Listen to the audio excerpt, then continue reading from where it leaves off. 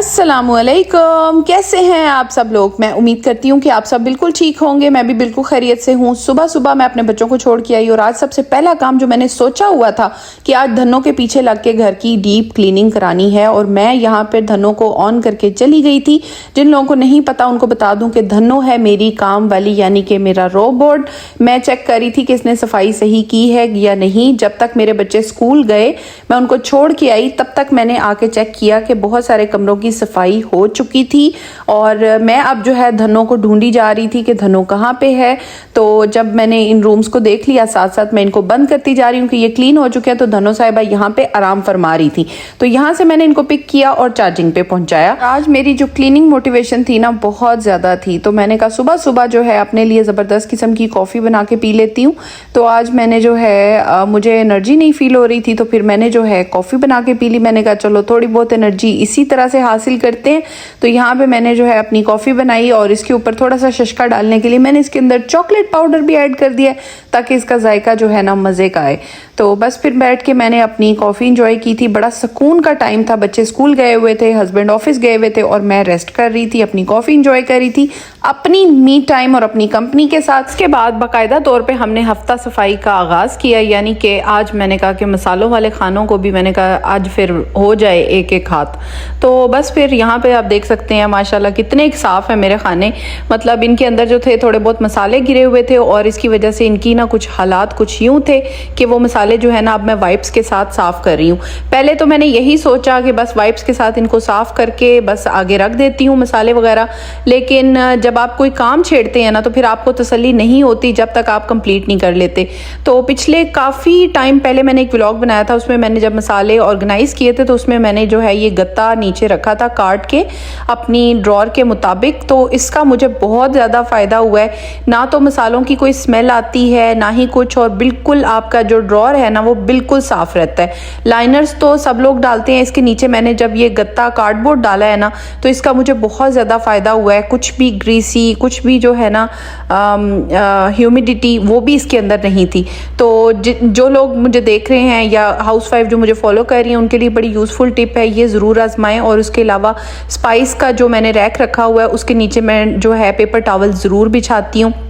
इससे ये होता है कि अगर कोई मसाला वगैरह नीचे गिरता भी है तो वो एक तो साफ़ रहता है, मतलब वो गंदा नहीं होता, आपको बार बार वॉश नहीं करना पड़ता। अदरवाइज़ वो एक और नया काम बन जाता है कि आपने अब इसको भी वॉश करना है। तो मैं पेपर टॉवल बिछाती हूँ, उससे काम बहुत ज़्यादा आसान रहता है। और मैंने अपने जो जितने भी मसाले हैं, शान और नेशनल और जितने भी मेरे पास पैकेट वाले मसाले हैं वो सारे मैंने अरेंज करके रख दिए। फिर उसके बाद मुझे जो है ये हुआ कि मैंने सोचा कि इसके अंदर मैं दूसरे मसाले रख के चेक कर लेती हूँ। मैंने आज बहुत ज़्यादा देर लगाई इस स्पाइस जार को सेट करने में, इस स्पाइस रैक को सेट करने में।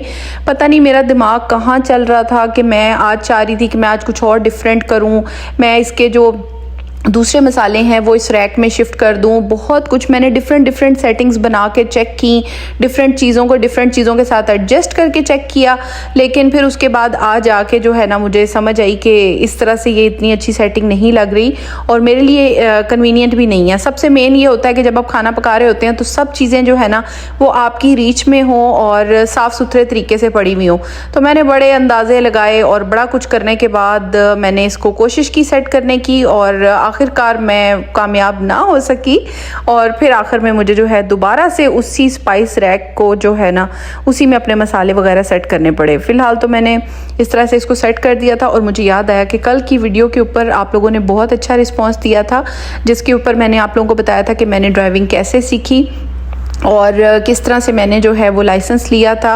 और जिन लोगों को मोटिवेशन मिली है, मुझे बहुत ज़्यादा खुशी है कि अगर लोग इस चीज़ से मोटिवेशन ले रहे हैं, स्पेशली हाउसवाइफ जो हैं या फिर जो स्टूडेंट हैं वो भी अगर इससे मोटिवेशन ले रहे हैं तो ये बहुत अच्छी बात है। क्योंकि यहाँ पे ड्राइव के बगैर आपकी ज़िंदगी बिल्कुल अधूरी है।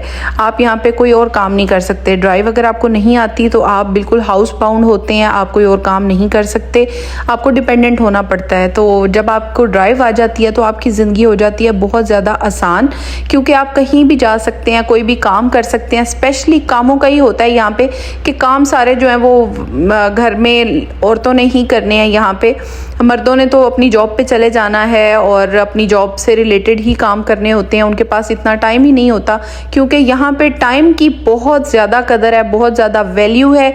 हर बंदा जो है अपने काम से काम रखता है। इवन लोग जो है एक दूसरे को वीकेंड पे ही मिलते हैं, उसके अलावा उनके पास इतना टाइम ही नहीं होता कि वो एक दूसरे के साथ मिल सकें।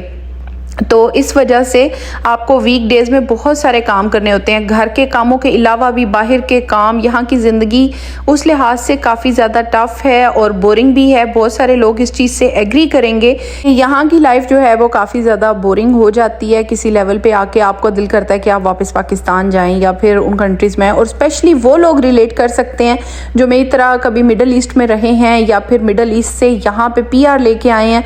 उनको जब ये लाइफ कंपेयर करनी पड़ती है मिडल ईस्ट की लाइफ के साथ और पाकिस्तान की लाइफ के साथ, तो उनको ये सबसे टफ लाइफ लगती है कि यहाँ की लाइफ ज़्यादा टफ है as compare to Middle East. जो लोग सऊदी में रह के आए हैं, दुबई में रह के आए हैं या इन कंट्रीज से आए हैं, उनके लिए उनकी बिल्कुल एक डिफरेंट लाइफ होती है। ऑस्ट्रेलिया की लाइफ टोटली एक डिफरेंट लाइफ है।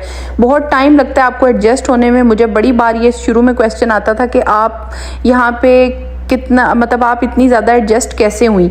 तो मैं हमेशा ये सोचती हूँ कि उस टाइम मैं इतनी ज़्यादा, जब मैं आई थी तो मैं इतनी ज़्यादा एडजस्ट नहीं हुई थी। मुझे बहुत टाइम लगा था यहाँ पे एडजस्ट होते होते।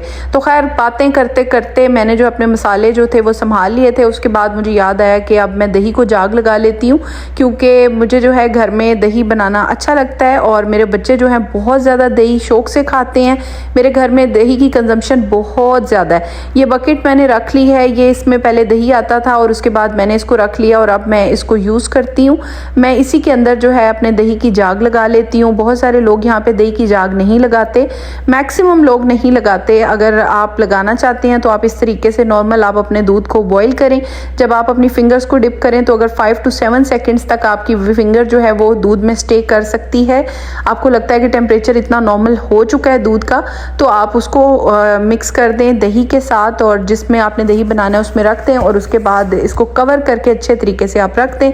तो फिर आप चेक करें आपका दही बहुत अच्छा बनेगा। कुछ घंटों के बाद मैंने इसको रेस्ट दिया था, 6-7 आवर्स के बाद मैं इसको खोल रही हूँ और अभी आपको मैं इसका रिजल्ट दिखाती हूँ कि ये देखें यहाँ पे 6 आवर्स के बाद तकरीबन ऐसा दही जम चुका है।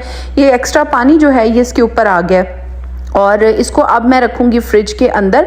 जब इसको फ्रिज के अंदर रखते हैं, मैं आपको एक ख़ास टिप बता रही हूँ कि इसके बाद इसको छेड़ना नहीं होता, सिर्फ फ्रिज के अंदर रख दें और तकरीबन 2 से 3 घंटे के बाद ये दही बिल्कुल सेटल डाउन हो जाता है और बहुत अच्छा जम जाता है। तो यहाँ पे मैंने इसको वो भी कर लिया, अपना दूसरा काम भी, और शाम का टाइम हो गया था। तो इस टाइम पे अब मैं जो है बहुत बोर हो रही थी, तो हम लोग जा रहे हैं जी बाहर। घर से थोड़ा सा मुझे काम भी था, तो मैंने कहा थोड़ा सा काम कर लेते हैं। और वापसी पे जो है मैं चली गई थी अपने जिम, क्योंकि सुबह से मुझे वर्कआउट करने का बिल्कुल भी टाइम नहीं मिला। घर के काम काज थे, वो करते करते मेरे पास बिल्कुल टाइम नहीं था कि मैं वहाँ पे वर्कआउट कर सकूँ। तो फिर मैं शाम में ही चली गई थी और यहाँ पे जिम जो हैं वो बहुत अच्छे बने हुए हैं। और सबसे अच्छी बात यह है कि आप किसी भी टाइम जाके जिम वर्कआउट अपना कर सकते हैं। 24/7 यहाँ पे जिम ओपन रहते हैं, चाहे रात का टाइम है चाहे सुबह का टाइम है। ये तकरीबन रात का टाइम हो चुका था और मैं जब जिम में वर्कआउट कर रही थी, और आप देख सकते हैं कि आप रात को 11 बजे भी जिम जा सकते हैं। और जो है वहाँ पे उतना ही वो सिक्योर है, क्योंकि जो है यहाँ पे काफ़ी सिक्योर इन्वायरमेंट होता है। जिम वगैरह जो है बड़े प्रोटेक्टेड होते हैं, कोई एक्स्ट्रा बंदा जिम के अंदर नहीं जा सकता। आपकी अपनी पास की होती है जिसके थ्रू आप जिम में जा सकते हैं और जितने घंटे मर्जी आप अपना वर्कआउट आराम सुकून से कर सकते हैं। अच्छी फैसिलिटीज़ होती हैं, लेकिन बहुत सारे यहाँ पे जिम आपको देखने पड़ते हैं, क्योंकि सारे जिम में लेडीज़ ओनली ट्रेनिंग एरिया नहीं होता। बहुत सारे जिम ऐसे होते हैं जहाँ पे आपको देखना पड़ता है कि कहाँ पे वो आपको फैसिलिटी मिलेगी। तो रात अच्छी खासी देर हो गई थी, तो फिर मैं उसके बाद अब जिम से आ रही हूँ वापस, और ये रात का टाइम है। और इस टाइम मैंने कहा कि जो है अब चलते हैं घर की तरफ। और रात के टाइम आप देख सकते हैं कि रोड्स के ऊपर बिल्कुल भी ट्रैफिक नहीं है। आज का दिन गुजरा कुछ बिजी काम करते हुए। आई होप आपको मेरा आज का व्लॉग काफ़ी ज़्यादा अच्छा लगा होगा और बहुत ज़्यादा पसंद आया होगा। अगर आपको मेरा व्लॉग पसंद आया हो तो please don't forget to subscribe, like, share and comment. Thank you so much for watching.